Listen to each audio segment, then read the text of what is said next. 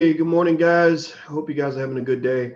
I'm Dr. Boyce Watkins from Your Black World and the Black Business School, and I'm really happy to see you.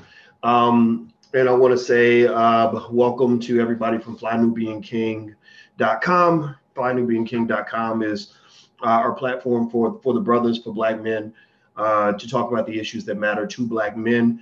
And so if you want to subscribe to Fly Nubian King and you want to talk about, things that brothers care about, go to FlyNubianKing.com. We're trying to build Black media, and we appreciate those of you who support this, and not just any Black media, because, we could probably get a billion views by just imitating world star hip hop and feeding more ignorance to the Black community. But we don't want to do that. We don't want to feed garbage. We don't want to feed you something that's not going to make you better. We want to talk to you about things that are going to give you an opportunity to elevate your thinking. Good morning, Bren and Eric and Dula Day and Deanna and Loke. Is that Loke Doc? I thought I was going to say Loke Dog. I think that was a character in Don't Be a Menace to South Central While Drinking Your Juice in the Hood. Anybody else see that movie? Funniest movie ever. Wayans family, hands down, most talented Hollywood family in history. Like, no question about it. Funny as hell. I love them. I met Damon Wayans one time at on Stephen A. Smith show. We had a show on ESPN called Quite Frankly with Stephen A. Smith back in the day, and that was when I met Damon. So anyway, so good morning, everybody. And let's see, I see Kibo and Monica and Jamal and Alan. Good morning, Alan from Louisville. Cool, awesome, man. Well, nice to meet somebody from the Ville. All right, so. Here's what's up, Willie D? My man Willie D's in here. Willie, we got to talk because the All Black National Convention is going to be in Houston, and I would love to partner with you on that. So let's talk business when you get a chance, because I can't go to Houston without showing respect to the King of Houston, Willie D. You might know him from the Ghetto Boys, but you should know him from the great work that he's doing on the internet with his YouTube channel, Willie D Live, where he is talking about all the issues that Black people need to be talking about.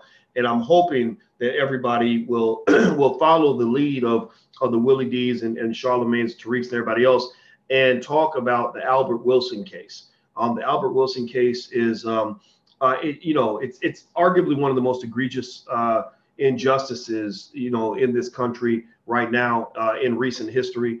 And that's saying a lot, given that the Black man is actually the one who's distributed the most injustice of any group in America. And what I did was I took the time to, I reached out to a few people because I just felt that this case needed to be discussed. Albert Wilson is in Kansas, and he's a college student, and he just got 12 years in prison. He's not on trial. That shit's over. Ain't no like he's on trial for this. He has been convicted. They have given him 12 years in prison for kissing a white girl. Now, you might think I'm bullshitting. You might think I'm exaggerating. You might think I'm trying to be dramatic. No, it reminds me, you might remember a decade ago when I went out to Missouri to fight on a case. I'm thinking about this, like Kansas and Lawrence, Kansas ain't that far from Missouri. So there must be like the racism belt or some shit, because we went out there to Missouri to fight on behalf of a young lady named Heather Ellis. If you recall, some of y'all have been following me for a real long time, might remember this. Heather Ellis was a Black college student who faced 15 years in prison after she cut in line at a Walmart. Literally, she goes to a Walmart and got accused of cutting in line, and that led to a whole situation where this young lady was facing 15 years in prison for allegedly assaulting a police officer when actually the cops had assaulted her. It was egregious. It was unbelievable. And when I would bring it up, like when and it was a cover, eventually, nobody knew about it at first when we grabbed it. And then eventually it was covered by CNN and USA Today and Good Morning America and all of that. And they did, because they didn't believe it when I first said it. I said, yeah, she's facing 15 years in prison for cutting in line at a Walmart. They're like, oh no, that's not possible. What are you talking? Like, a lot of people get that nigga wake up call. It's like even some Black people like, oh, that doesn't happen anymore. That used to happen back during slavery, but that doesn't happen. No, it happened. 15 years in prison, cutting in line at a Walmart. Let me give you the details. Well, in this case of Albert Wilson, this reminds me of the Heather Ellis situation, because literally, Albert Wilson is facing 15 years, or excuse me, he's not facing, scratch that, not facing 15 years. He's getting 12 years. He's gotten the years. Like, the years have been you are convicted. You are hereby sentenced to X number of years in the blah blah blah correctional facility for what amounts to basically kissing a white girl. It's amazing. So anyway, as we get started, as you guys know, on the Spot for Intelligent Black People, first thing we do is I ask you guys to yell your dreams out loud. So please, let's do a quick city shout out. Shout out your city, your business, or your dream. I want you to promote your Black business so other Black people know about your business. You can promote it right here on this platform in the comments. So shout out your city, your business, or your dream. Black 122 says, Doc, you the hardest working man in showbiz. Well, this ain't showbiz. This is real biz. This is a real situation. This ain't entertainment. It might be fun, I might seem fun and everything else, but believe me, this is my life's work. This is a mission. This is an important mission that I think all of us as Black people should be on in order to improve our community. If you ain't ready to fight and die for something you believe in, then you really haven't lived. So I see Houston, Texas, Real Rec. All right, I love Houston. That's where the All Black National Convention is going to be. LaDanya says real life. Eddie says he's a life coach. All right, that's great. Divine Wisdom says ADOS. Yep, American descendants of slaves. I do support that movement. Let's see here, Mr. Pirate Brain, Austin, Texas, from Baltimore. I see Seattle, Pan-Africanism from Dennis. I see people helping people from Precious Lewis. Shanice, Round Rock. I don't know exactly what that is, but that sounds cool. Let's see here. MPLS. What is MPLS? Is that your business or your city? So you can shout out your city, or you can shout out your business, or shout out your dream, either one. Grand Rapids from Harvey. Okay. All right. So I see your cities, and I'll go back to that. But what I want to do is get to the point. We've been talking for a second just to kind of get to know each other again. But let me dig into some of the facts and the information that I was able to kind of scoop up about this case of Albert Wilson, the college student in Kansas who just got 12 years in prison for kissing a white girl. I reached out to Charlemagne the God at the Breakfast Club. And Charlemagne, I've known Charlemagne for a while, since about 2006, when he was back on the Wendy Williams show. And I was on that show a few times. And I remember I was initially impressed with him because I remember I mentioned my book. I had this book at the time that you could actually still look at if you want to. It's called What If George Bush Were a Black Man? And in this book, I broke down and analyzed the experience of the Black male from a statistical analytical perspective. And I said, what if you took George Bush or some white guy who doesn't work very hard, who gets in a little bit of trouble, who makes a couple of mistakes, and make him Black? Let's make him Black, and let's even make him poor and Black. And let's see what happens. Just from a statistical standpoint, what's likely to happen to this person if he were Black instead of white and didn't get 1,000,000 chances, like say a George Bush or somebody like that. And it was a really fascinating analysis, because, when you really look at that, what you find is that the big challenge for the Black man in America is this. The big challenge for the Black man in America is that Black men, because we're seen as subhuman, we're not given the right or the opportunity to be human. We're not given the right to make human mistakes. The same mistakes that might cause a white person or a white woman a little bit of inconvenience, maybe a talking to from the cops or whatever, are the same mistakes that can get a Black man killed or in prison. Nipsey Hussle is a perfect example. Nipsey Hussle, gets into a little altercation, a little situation, a little argument with some guy, because the guy apparently was a snitch or whatever he was doing, whatever the hell he was doing. Nipsey didn't like him. They exchange words. Next thing you know, next day Nipsey's dead. And I have friends like that. My best friend Greg Wilkins, same thing. He had a friend who happened to be into some stuff that he didn't know nothing about. Next thing you know, some killers show up in his house and shoot him in the head in front of his daughter. Black men have a much, much smaller margin of error for their mistakes than everybody else. When I was at Syracuse University, we had students that were nothing more than pretty much alcoholics and drug addicts. Not that every student at Syracuse was like that, but there were quite a few. Syracuse is known as a big party school. White kids go to that school and they just act a damn fool. And now I'm old school. I'm Black. I'm from the South, and I grew up in a world where we knew that there was a double standard. We knew the rules weren't the same. I remember looking at them, and here I am. I'm a professor now. I'm not a student, but I'm looking at them thinking, wow, If I lived like that, if I did some of the shit y'all did, I'd be up under the prison right now. They locked me up for 100 years. And as black people, we're used to that. We accept that. We accept this double standard, and we just say, well, that's just the way it's supposed to be. Well, the Albert Wilson case, I believe, exemplifies that. And so I think it's one of those cases. If you're going to get involved in something, I hope you'll get involved in this. Now, let me open up this message. Charlemagne forwarded over. I reached out to Charlemagne, and to his credit, I was like, "Hey, man, look, you gotta talk about this, bro, because this is important, you know." And to his credit, he's already aware. He's a smart guy. He's very culturally aware. And one of the things that he said, "Well, I heard from the family, and they sent me some information." I said, "Okay, well, do you want to send it over to me?" He said, "Yeah, I'll email it to you." So I have the email right here in front of me, and I wanted to share this with you guys, because my number one goal is to at least give you an opportunity to decide if you want to talk about this or not. Everybody in here has a Facebook page, I'm sure. Most of you in here, a lot of you in here might have a YouTube channel. Most of you in here might have a Twitter account. Most of you in here might have an Instagram page.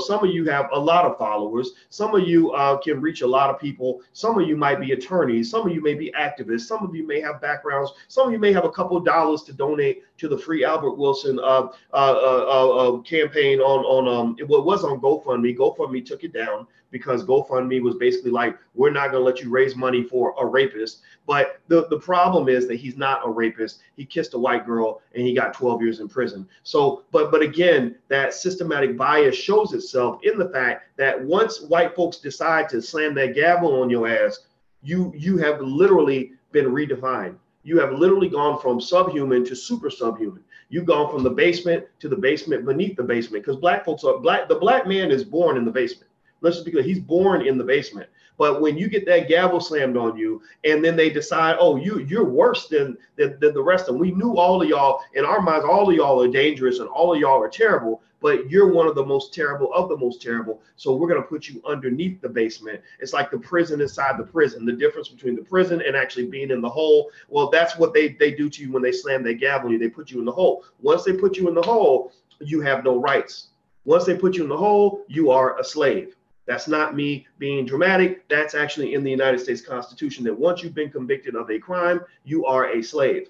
Once they slam the gavel on you, you have a life sentence. Albert Wilson, as a result of this judge slamming the gavel on him, this white woman that slammed the gavel on him, he now is going to be on probation, I believe, for the rest of his life. He's going to be registered as a sex offender for the rest of his life. And has anybody had any sort of up close experience with the criminal justice system? Has anybody ever, really, raise your hand. Tell me if you or somebody you love has had an up close and personal experience with the criminal justice system. Say something. Let me know. Because the thing about this system that you got to understand is that once you in, it don't let you out. Just this week, NASA and everybody was all excited because they finally took a picture. They put together all the supercomputers and telescopes around the world to take a picture, the first ever picture of a black hole.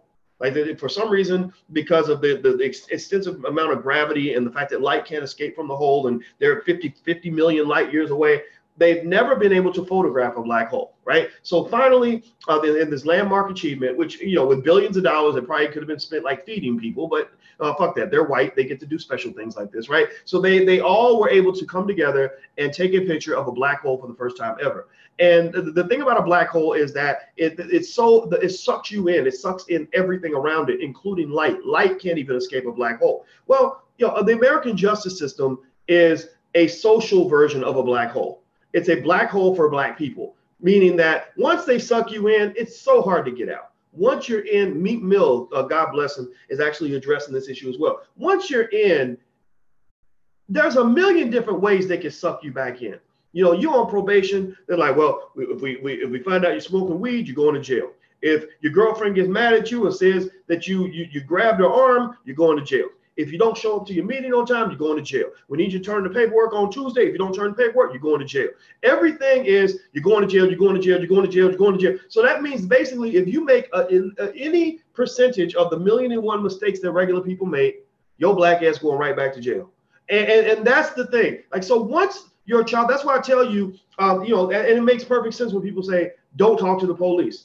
Don't engage with the police. Don't go near the police. And that's sad. I'm the son of a cop. I hate having to say that. But what happens is that the more you engage with the police, the greater likelihood you have of being sucked into that black hole called the criminal justice system. Just by having a conversation with a cop, that can cost you your freedom and maybe your life and definitely your sanity, because ain't nothing gonna drive you crazy faster than being black in America. We know that. So hit the thumbs up button. Please hit the thumbs up button. If you haven't done that, please take 1 second right now. Please hit that thumbs up button. And I'm gonna go through. I've talked on this issue for a second, so I want to actually give you what's actually in the email. But I wanted to make sure we understood what was really happening here, what the context is, and why this is an important conversation. And then later on today at 2 p.m. Eastern, Dr. Claude Anderson is going to come through, and I think I'm going to ask him about this as well to try to see where, if he has a perspective based on history that will help us understand this better. That'll be 2 p.m. Eastern at drboycetv.com. All right, so here's some facts about the case that were sent by a man named Jesse Rogers. Jesse is working on behalf of Albert Wilson. I guess he's a family representative, etc.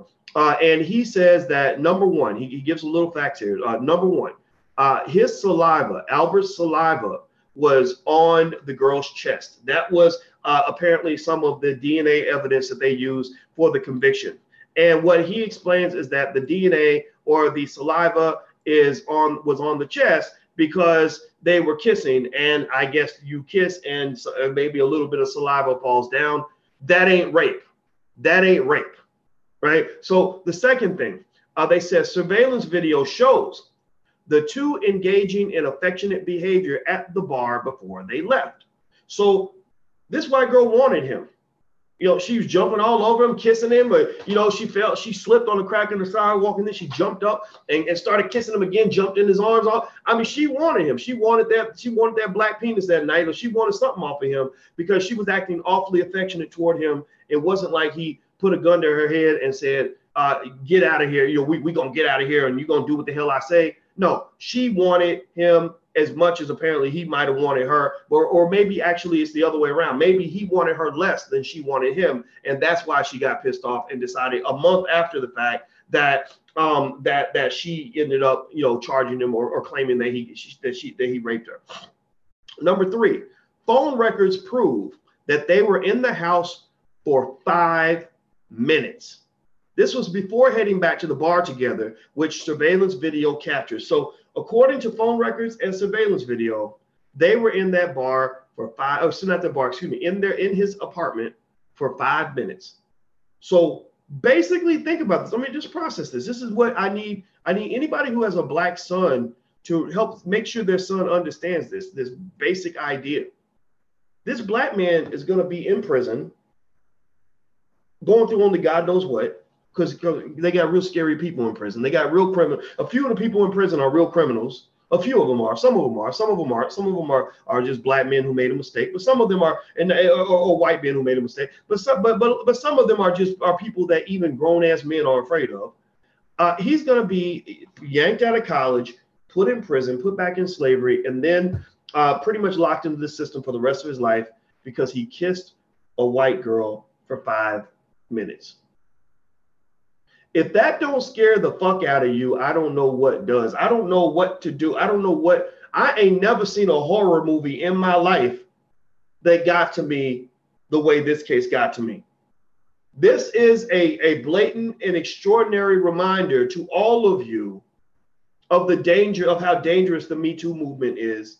And if anything, I already told you guys that I wasn't voting for no Democrats or nothing if they supported the Me Too nonsense. And this solidified my perspective on this because this is ridiculous. This is absolutely insane. So anyway, let me keep going. Let's see. The fourth thing that they mentioned is that Mr. Wilson got 12 years because that is the minimum for sentencing in rape case convictions. Also, a lifetime of probation and registered sex offender status. So in Kansas, apparently, a place that is actually notorious for locking up innocent black men. Kansas has a long list of very racially charged, unfair verdicts against black men.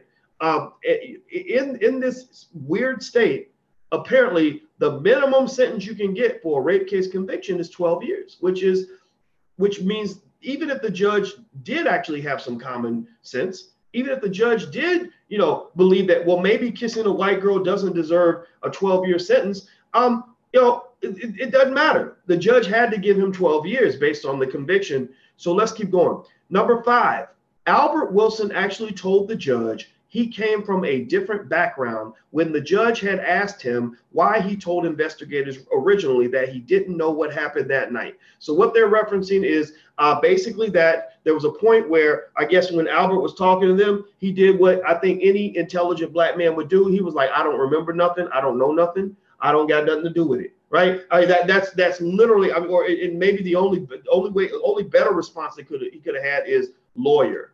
Well, what were you doing that night, Albert? Lawyer. Do you have an alibi, Albert, to tell us where you were that night? Lawyer. Albert, so where do you go to school, Albert? Lawyer. Albert, your mom's on the phone. Do you want to talk to you want to go call your mom? Lawyer. Right? Like literally, I think just talking to these individuals is dangerous. If you haven't told your son this, you must let your son know that if he gets into any situation with the police, you shut the fuck up. That's the protocol. Shut the fuck up. Don't say nothing. Don't talk, because they will buddy up with you. They will play good cop, bad cop with you. They will say, oh, well, we know you didn't do it. You're not going to get charged. They will lie to you. They will lie.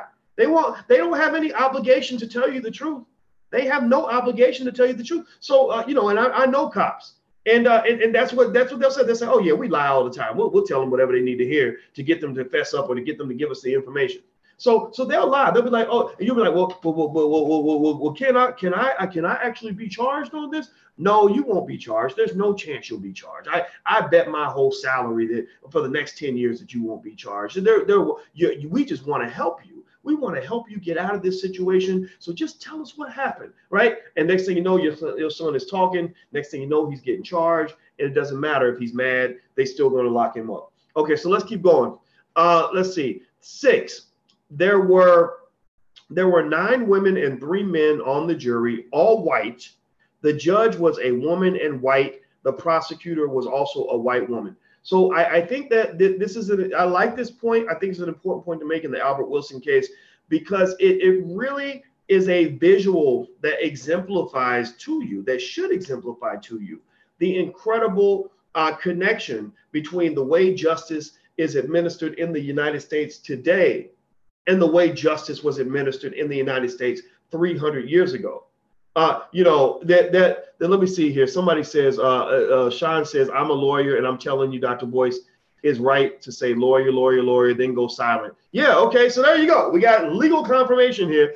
Anybody else who has any experience or anybody who agrees with that point, that lawyer should be the only word that comes out of your mouth or your child's mouth when they engage with the cops, raise your hand. Say, yes, I agree. Please, we need to make a commitment right now that we're going to understand that you just don't talk to the police. And it's not me sitting here saying I hate cops. I don't hate all cops. My father's a cop. It doesn't mean I'm saying that, cops haven't done good things in the world, that there aren't some good cops in the world. There are some good cops. The problem is that you're not dealing with the heart of a human being when you talk to a cop. You're dealing with a system, and systems have no heart.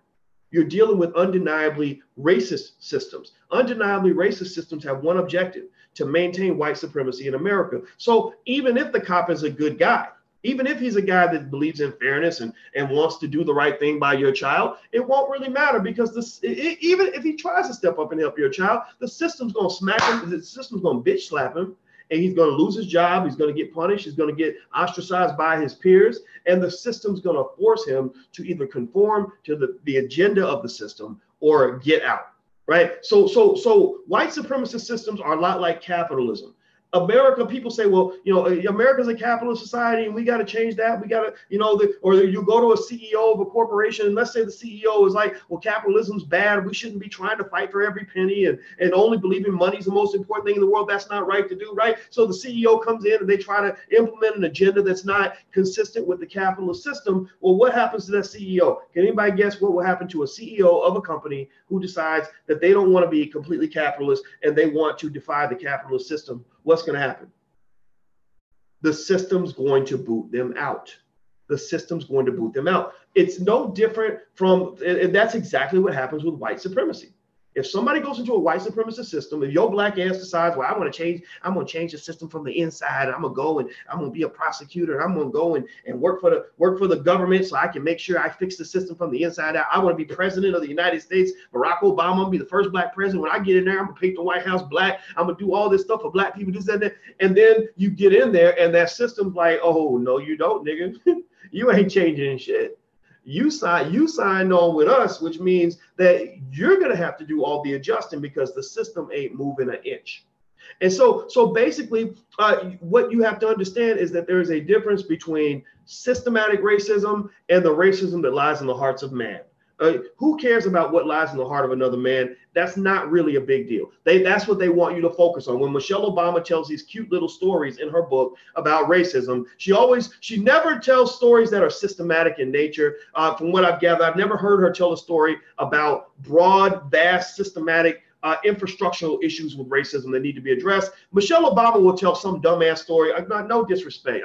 I'm not dissing the first lady, but I am dissing the first lady. So who gives a fuck? But she'll tell a story like, well, Barack's grandmother used to believe that black men were scary. And so she's kind of like Jeremiah Wright, the crazy pastor who actually had a point when he actually spoke for 50 years about the effects of systematic racism, right? So it's kind of like, when they want you to kind of be distracted from the real culprit, they will talk about, stupid things. Like, well, everybody knows. I think Barack. I remember Barack saying this. I'm not picking on the Obamas today; they're just on my mind. But Barack was talking about racism, and he said something like, "Well, I'm sure all of us have had a point in time where we got out of the car or we were walking into a fancy hotel and someone handed us their keys and thought that we were the valet, right? Like they really think like they really either believe. I hope they're not that dumb. I don't think they're that dumb. But the system is talking. That's the system saying,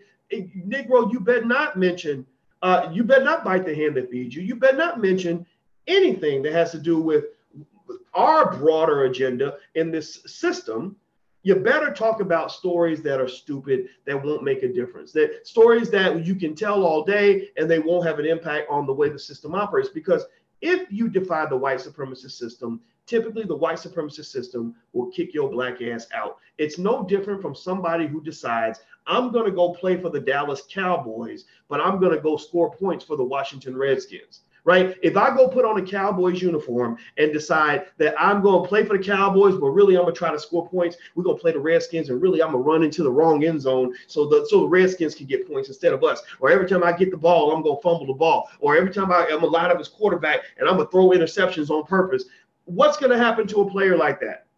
They're going to be kicked off the team because they're going to say, you're not playing in a way that is consistent with our system. So systems always have more power than individuals. Get that through your thick head right now. And I say that to you because that's what my mama used to say. My mama used to be like, boy, get that through your thick head. We need to get it through all of our thick skulls that systems matter more than what an individual does.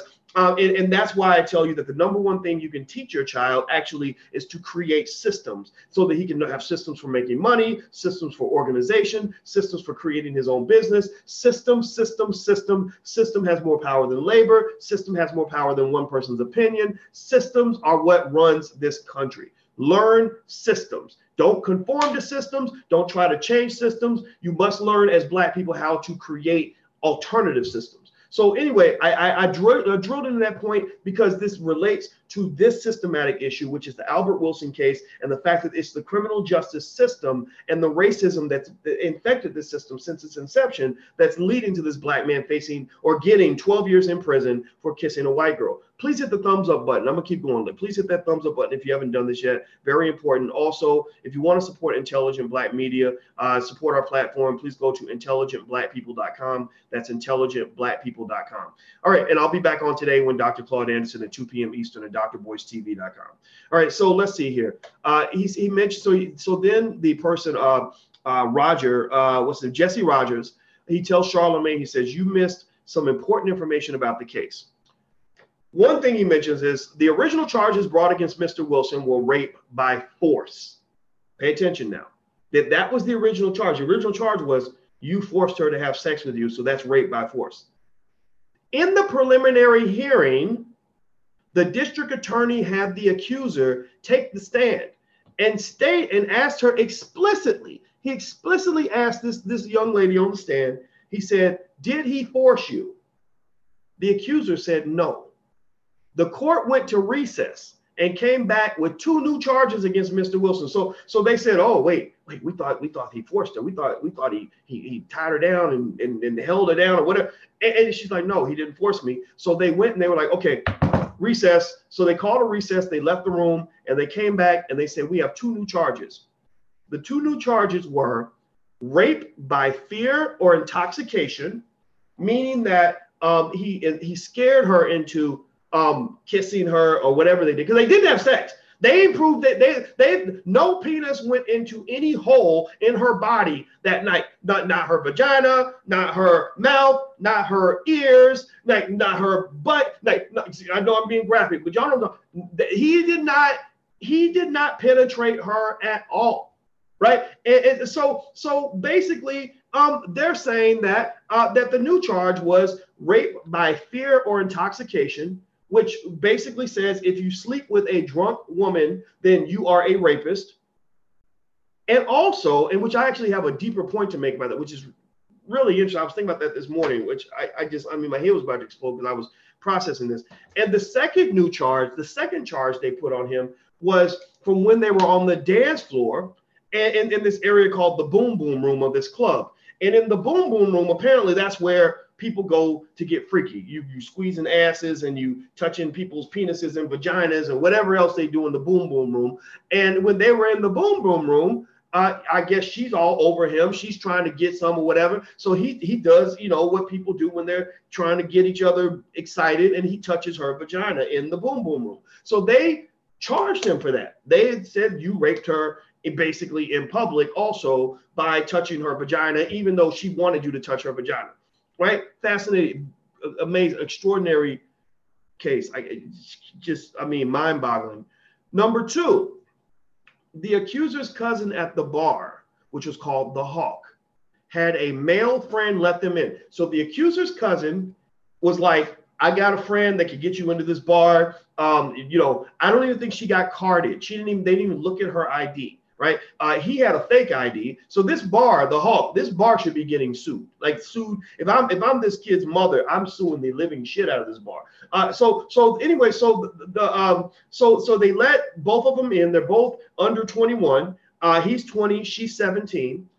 They come, and again, he's in this. He's probably assuming, well, if you're in this bar for people over 21, then that probably means you're over 21. Right? You don't go. It's not his job to card her. It's not his. You're in this bar for people that it says only over 21 allowed. So you're assuming, okay, if you're in here and you are in the boom boom room with me and you jumping all over me trying to get freaky and everything else, then that must mean that you're over 21. This is grown folks doing our thing right now, right? So listen to this. So the accuser had a cousin, and the cousin basically said, "Hey, I've got this friend who works at this bar called the Hawk." So the male friend and staff knew that the girl was underage. So this friend knew the girl was underage and let her in.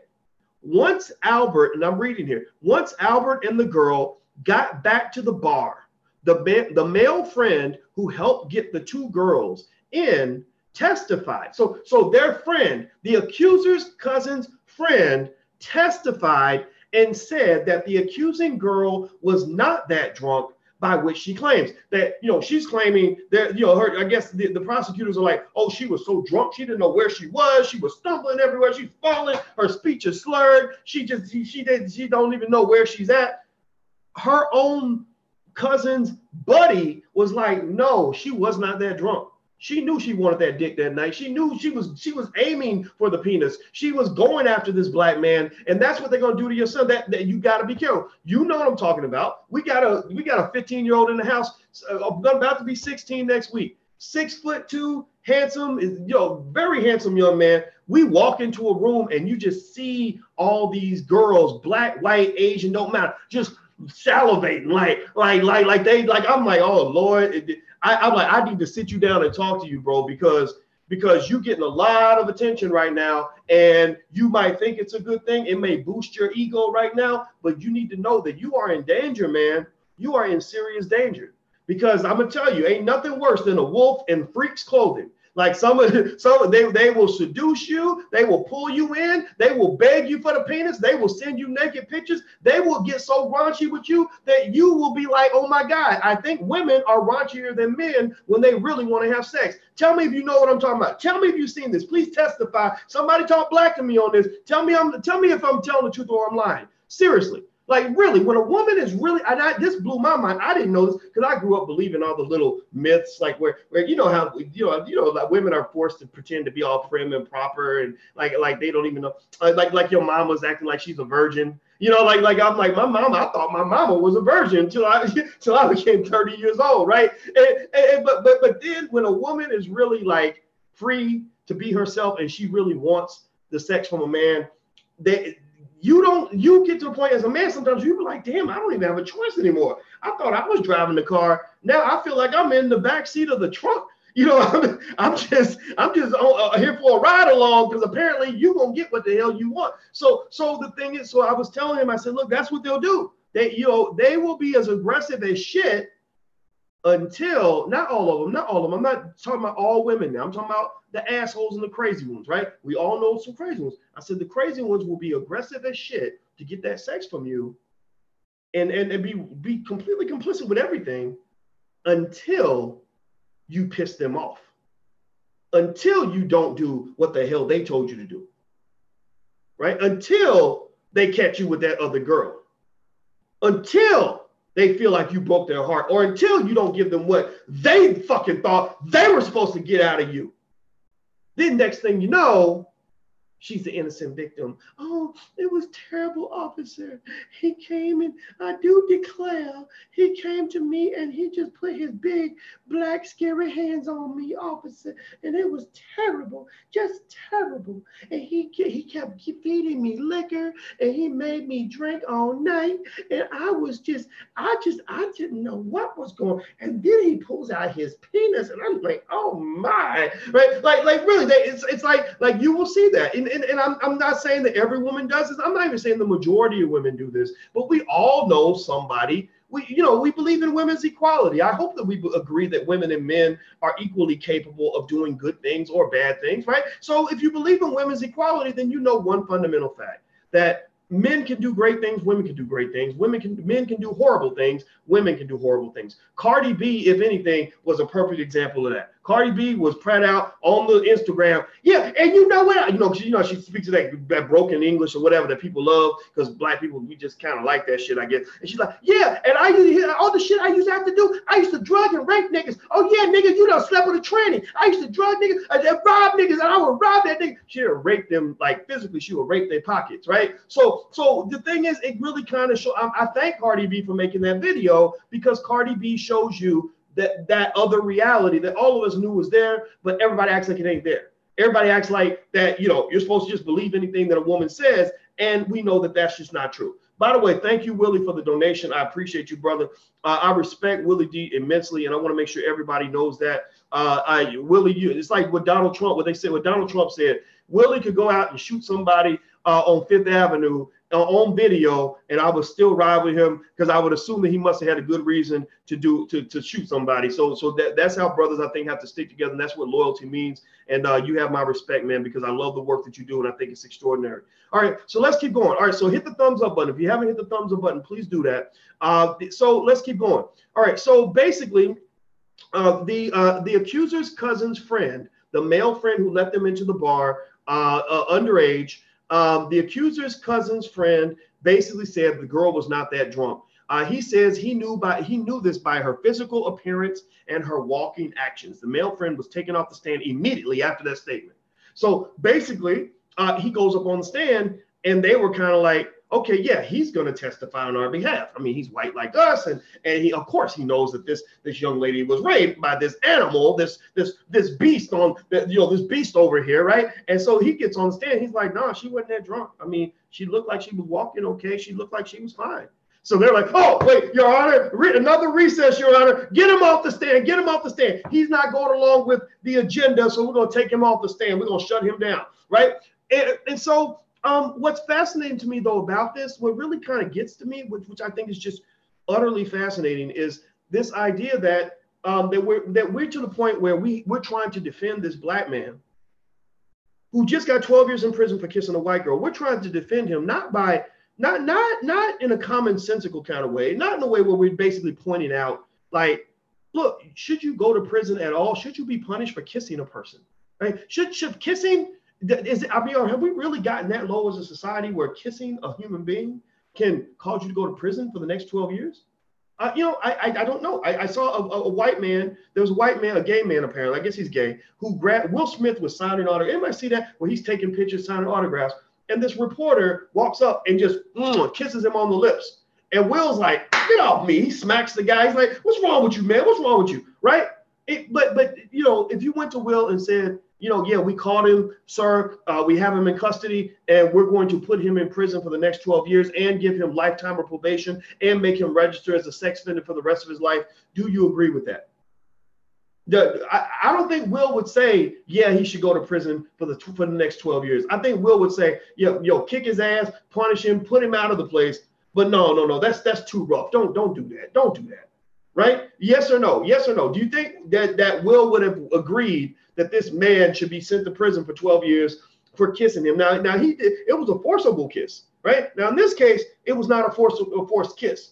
In this case, in the case of Albert Wilson, she wanted to kiss him and then some. According to Albert, she was mad because she wanted more than a kiss.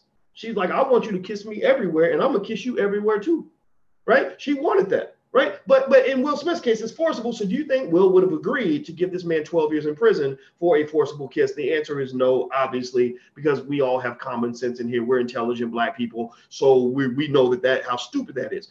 So the fact that that the whole conversation is even centered around whether or not she was drunk, you got to be careful about being trapped, about letting racist people trap you in stupid arguments where you're majoring in the minors, where you're debating something that shouldn't even be a point of conversation anyway. You shouldn't even get to the point where the only way you can prove that Albert isn't a rapist is by proving that she really wasn't that drunk. That's a dangerous place to be, because if you lose that argument, then that means you have to confess or concede that he's a rapist. No, even if she was drunk, even if she chose to drink her ass off and got pissy drunk, falling down everywhere and slobbering on herself and making a goddamn fool of herself by her choice, if he kissed her and never had sex with her for sure, then he's still not a rapist. He's still not a rapist. I'm sorry. Kissing a drunk person who wants to kiss you back does not make you into a rapist. In fact, let me lay out an alternative scenario for you right now. Let me lay this out for you. Albert is a man. She's a woman, right?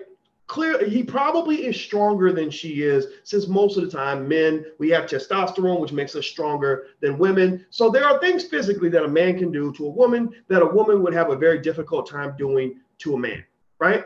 So, but here's the thing. The only time physical strength makes a difference in terms of forcing a woman to do something is either if you're using that actual strength, like you're actually forcing someone to do something, or you're creating fear in them. Like, if you don't do what I say, you're going to end up, I'm going to force you to do it, right? So those are the only times. So when they asked the young lady, this fell down. When they asked the young lady, they said, did he force you to have sex with him? She answered no.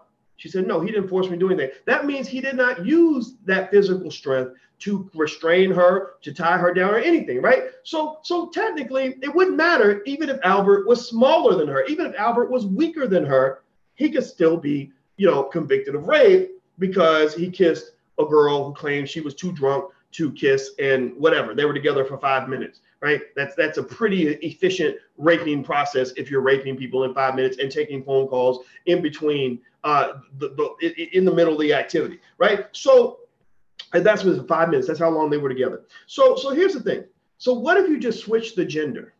Like, what if you had a whole storyline where a black man says, like, let's say I said this. I tell you guys, hey guys, I was raped. And you're like, what? Boys, you got raped? What happened, boys? And I'm like, well, I was at a bar and I decided to drink, half a bottle of Cavassier or whatever, or Ciroc, and I was tipsy, and there was a girl there, and we were in the boom boom room, and I wanted it, man. I was all over it, but I thought I wanted it, but I really didn't want it because I was too drunk to know what I really wanted at that time. So even though I was grabbing her ass, feeling on her vagina, squeezing her titties, bringing her close to me, I really didn't want her. I was really just too drunk to know what I wanted. And so she takes me back to her apartment. I'm recreating the whole Albert Wilson story with the gender switch, so you can just see how much fuckery is involved in this bullshit, right? So then she says to me, "Oh, I got a place, down the street. You want to come to my place?" And I'm like, "Yeah, girl, let's go to your place." So we go to her place. And when we're there, we do some more kissing, man. It was a lot of kissing. And then she gets a text message from her friend and says, "Oh, I gotta go." And we go back to the bar and we meet up with her friend. And that means I was raped. And so since I was raped, I'm a rape victim. I need you to go and put her in prison for 12 years. I need you to register her for life with probation and also make her a registered sex offender until the day she dies. How stupid would that sound? How dumb would that sound? Under what circumstances, if any, in any universe, would I be able to convince you that I was a rape victim? I was drunk. She kissed me while I was drunk. And we were together for a whole 5 minutes. God knows, anything can happen in 5 minutes. Right? Even though there's only saliva, her saliva is like on my neck because she kissed me on my neck because I asked her to, right? Is there any way, like how stupid would I look trying to claim to be a rape victim? Right? And so this, to me, that example, I use that example to help us to clearly see the bias that exists toward the Black male in America. I use that to help you see the double standard that exists when you're Black in America. That example helps you to also, I think, clearly see the fact that the rules change when you are Black in America. White women don't have the same rules as Black men. Because if white women had the same rules as Black men, if these feminists really had the equality or were seeking the equality that they claim to be seeking, then they would actually hear that story and say, yeah, well, you did get raped, right? But we all know that that would be stupid. So let me keep going. Let me read a little bit more. Hit the thumbs up button. Please hit the thumbs up button. Also, don't forget, today at 2 p.m. I'll be on with Dr. Claude Anderson. And also tomorrow on the 12th, we're doing a 24-hour flash discount on blackmoney101.com. Black Money 101 is the introductory class to wealth building in the Black Business School. So for 24 hours, you'll be able to get 70% off. If you want to see the program, you can go to blackmoney101.com. It's got everything from how to build your own Black family bank to how to start your own business, to how to become financially fit in 10 minutes or less. It's just literally dozens of hours of powerful content that I put together specifically for Black folks that will get you and your family the training you need on financial literacy and all that stuff. So for 24 hours, you'll be able to get 70% off. So it won't even cost you more than, you can't even buy half a cup of coffee for the amount of money that most of our programs cost. But it's something that affects you for the rest of your life, because financial literacy, as people like Nipsey Hussle told us, these are the things that matter more than almost anything when you're Black in this country. So every Black person should have financial intelligence. So let me keep going. So here are a couple more facts from the representatives of Albert Wilson's family. This is from Charlemagne. I'll say thank you publicly to Charlemagne for sending this information over to me, and I wanted to make sure you guys got it. Now this is, oh my God, I forgot about this one, man. This one got to me big time. Check this out. Pay attention. 2 of the jurors wrote to the judge after deliberation that they were pressured into a decision. One of which had said she actually believed Albert to be innocent. The lawyer motioned for a retrial based on that and was denied by the judge. So this white female judge, after hearing that one of the jurors did not want to convict Albert Wilson at all. One of the jurors said, I think he's innocent, but I was pressured to make a decision by other people, just like she was pressured into kissing him, allegedly, right? She claimed, again, think about this. The girl was claiming she was pressured to kiss him when the reality was she had been kissing him all along on her own, on surveillance camera, but somehow when they got off camera, he was pressuring her. Somehow when off camera, the white woman's words start mattering more than facts, more than evidence. And so she claimed that, well, even though on the camera I'm kissing him, I'm jumping all over him, I'm trying to be all cozy with him, but then as soon as the camera turned off, oh, he was all over me, he wouldn't leave me alone, I wanted to go, right? So this juror is saying the same thing. The juror is saying that I didn't want to convict this young man because I don't think ruining his life over a kiss makes any sense. And she was pressured into making that decision. But the judge said, oh, nothing to see here. Just a black man's life we're ruining. There's nothing important here. There's nothing that actually matters here. It's like in Huckleberry Finn when they had a part in the book where they said something like, they said, yeah, there was a big fire. They said, oh my gosh, was anybody hurt? They said, well, 2 niggers were killed. And they say, oh, good, I'm glad nobody was hurt. Right? That's how they see you. They've always seen the black man and the black woman as person non grata. I think that's the term. I'm not good with fancy terms, but you are seen as a nobody. You are seen as subhuman. You are seen to be actually worth less than a dog. You will get in much more trouble with white people for killing a dog on video than you will for killing a black man on video. That is a proven fact. So basically, even though the juror was like, no, I didn't want to convict him, the juror was pressured by the white lynch mob. We call them juries, but they're really lynch mobs. They're really executionists. They're really a group of Nazis that have been gathered to execute black people the same way they execute the Jews. These Nazi soldiers got together and pressured this one juror who wanted to do the right thing. And remember, going back to what I was saying to you earlier, that even if you have one agenda, the system always has a different agenda. So if you try to pursue an agenda that is not consistent with the system will shut you down. So what happened in this case? The juror said, I don't want to pursue this white supremacist agenda of ruining the life of a black man over nothing. So I'm going to pursue an agenda that I think is based on fairness. I'm going to be fair to this young man. And what happened then was the system comes down on her and says, no, you can't do that. Because think about this. You had a black man's life destroyed, his future taken from him. He's got a death sentence. He's basically got a death sentence now because he's going to be a registered sex offender forever. And you had his life destroyed by a white prosecutor, a white judge. I'm sure there were white police officers involved and an all-white jury. So basically, white people are your Nazi soldiers. If you don't get it clearly, white people are your Nazi soldiers and Donald Trump might be your Adolf Hitler.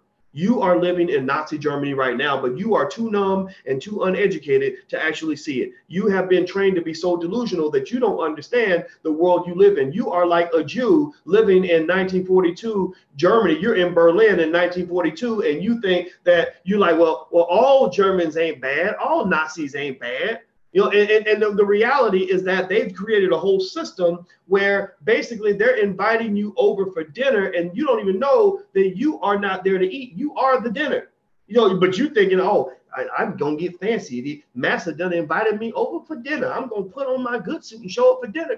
No, fool, you are the meal. They eating your ass up. You know how much money they're making off of the death and exploitation of black people in this country? So let me keep going. Let me keep reading. This is interesting too. The prosecuting attorney by the name of Amy McGowan was found guilty of misconduct multiple times stemming from past cases. Not all, but many were related to sexual accusations. A lot of those cases were retried and even dropped. So this prosecutor, and I had my assistant dig into this, this prosecutor is somebody that has a deeper criminal record, in my opinion, than Albert Wilson. Albert Wilson has no prior criminal history. Albert Wilson ain't never got in trouble with nobody. Ain't never had no run-in with the law. This prosecutor, however, has been found guilty of misconduct on multiple occasions. So she has run afoul of the law to the point where she has been punished in the past for her behavior as a prosecutor.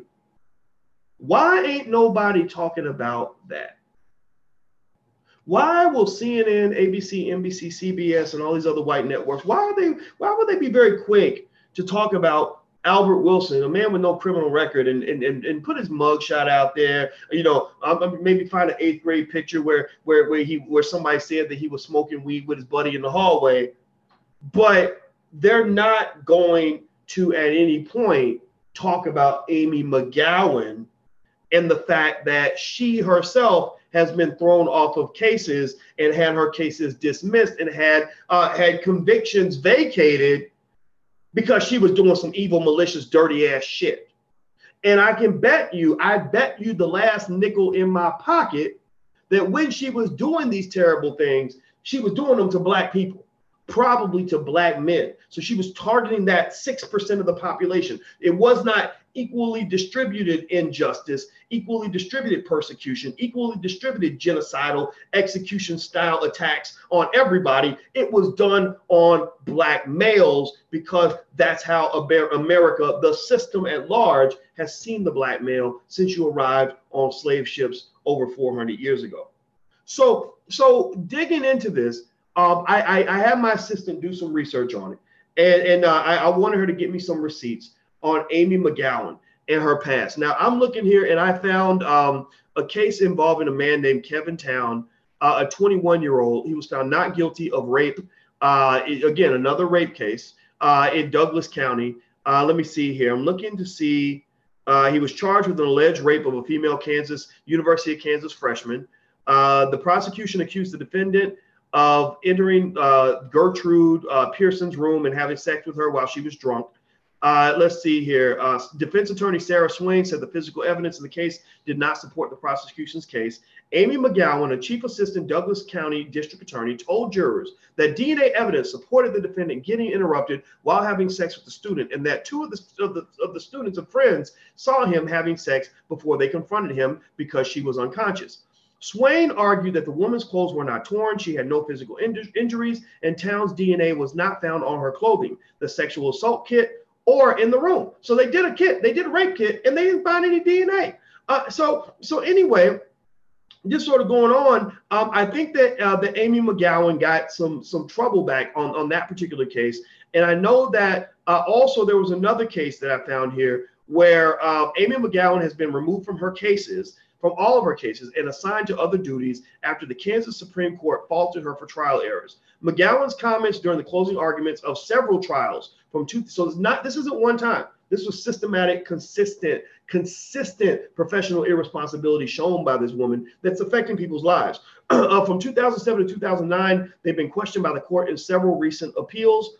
Let me see here. She was removed from her caseload of major felony sex crimes, and instead she was assigned as a charging attorney, which was a demotion apparently. She made improper comments during closing arguments. Let's see, what else did she do? In the appeal of Alan Dale Smith, who was sentenced to life in prison for the 2005 slaying of Clarence David Booth near Lecompton, Smith's attorneys argued McGowan made improper comments that prejudiced the jury. McGowan had told the jury that the truth should give them would give the victim a verdict against the defendant. So basically, McGowan was saying, don't look at the evidence, look at what you know to be the truth. From that's what I'm gathering from this story, that basically she was telling the jury, like, look, you know the truth, don't worry about the evidence, that kind of thing. Well, it's kind of interesting because that kind of directly connects to this particular case, right? The evidence is not there. There is no evidence that supports the idea of convicting Albert Wilson. There is no evidence. You have none. They didn't even have sex. The only evidence that you have is evidence that she wanted him. The only evidence you have is evidence that they did not have sex. The only evidence you have is evidence that that she was in the boom boom room trying to get freaky with him, jumping all over this black man, trying to get him to take her home. That's the evidence you have, but you ignore all that evidence in exchange for what? All you have are white woman's words and white woman's tears, which in a racist justice system have more value than the word of a black man, right? Because again, if the case is going to be he said, she said, then why is it that the she said always outweighs the he said? Why is it that her words outweigh his words? If you want to talk about a power imbalance in terms of him being this big brutish black man that could force her into kissing her and doing whatever she claims that he did in those 5 minutes that they were alone, well, then if you're going to talk about that power imbalance, then you need to also talk about the power imbalance between the words of her as a white woman and his words as a black man. Why is it that she gets listened to intensely, he gets ignored entirely? That is something that we have to examine as a society. And I would say that if you want to put this justice system on trial, which you should, then the justice system has been found guilty multiple occasions, thousands of occasions, for unfairly prosecuting, unfairly persecuting, unfairly convicting and ruining the lives of Black men for the last 400 years. So so in this particular case, I'm going to leave it here. I'm going to say thank you very much to Super Tech for your donation. I appreciate this. And thank you for supporting the platform.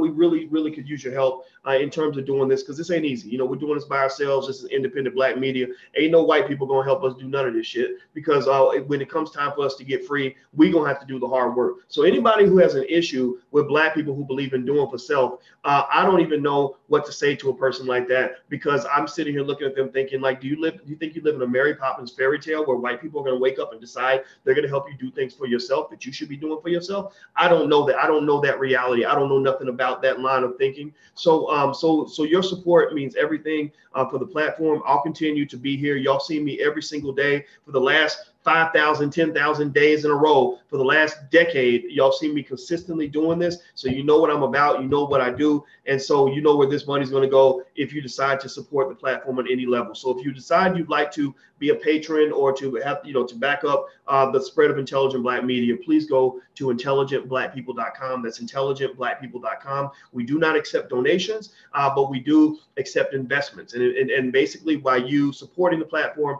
we give you free things. We will enhance your life. And if you don't feel that we've enhanced your life in a way that is at least 10 times more valuable than the amount that you've invested in the platform, then I want you to ask for your money back. I want you to walk away, because we're not going to let you put anything into this if you're not getting tenfold back. Okay. So so that's it. So the URL is intelligentblackpeople.com. That's intelligentblackpeople.com. If you want to go support Albert Wilson, I suggest going to take a look at the website, freealbertwilson.com. That's freealbertwilson.com. GoFundMe, just as a point of record, GoFundMe shut down his GoFundMe account because they're a bunch of racist bastards who believe that because a white person says you're bad, that must mean you're bad. And so they said we're not going to let a rapist raise money on our platform. So, but it's okay. There are other places where money can be raised. And I'm gonna tell you like this: if you're donating money to the platform and putting money into what we're doing, I will go out there, and I know I donated already to Albert Wilson's situation. I will put money together, and I will write a check. And y'all seen me do this before. We wrote checks to Freedom Home Academy International. We write checks for things that we believe in. So this is one thing that I do believe in. So so any support you give, we will make sure that we reach out to Albert Wilson's family and do all we can to be as helpful as we can on this. And I'm gonna keep talking about it. I'm not gonna let this die, because I don't want this young brother's life to be lost. So anyway, that's it. I'm gone, guys. Have a good day. And one more thing, if you want to, summer's coming, you got kids that you want to prepare them for the future. Don't just send them to basketball camp, football camp, and cheerleading camp. You know, create a business camp in your house, and we can help you do that. We've got a great business school for children at blackmillionairesoftomorrow.com. That's blackmillionairesoftomorrow.com. So I want you to imagine how great it would be for your child to have a college degree from the Black Business School on their wall by the end of the summer. I think that would be a great goal for your child for the end of the summer. Offer them money. This is great. Money is a great motivator for kids. So maybe you tell them, I'll give you $50 if you get this certificate by completing the Black Millionaires of Tomorrow program. And what you're going to see is that they're going to be way ahead of the curve. By the time they get to college, they'll be way ahead of the other kids, and you're going to see them doing great things in their lives for the next 40 years, just like my grandmother invested in me when I was a kid. And that's why I say the things that I say to you to this day. So feel free to go take a look at our kids program at blackmillionairesoftomorrow.com. That's blackmillionairesoftomorrow.com. So thank you, guys. Love you guys. Hope you have a good day. And I'm about to go see what my woman wanted. She peeked in and stepped back out, but I'm about to go talk to her now. So see you guys later. Have a good day. Take care.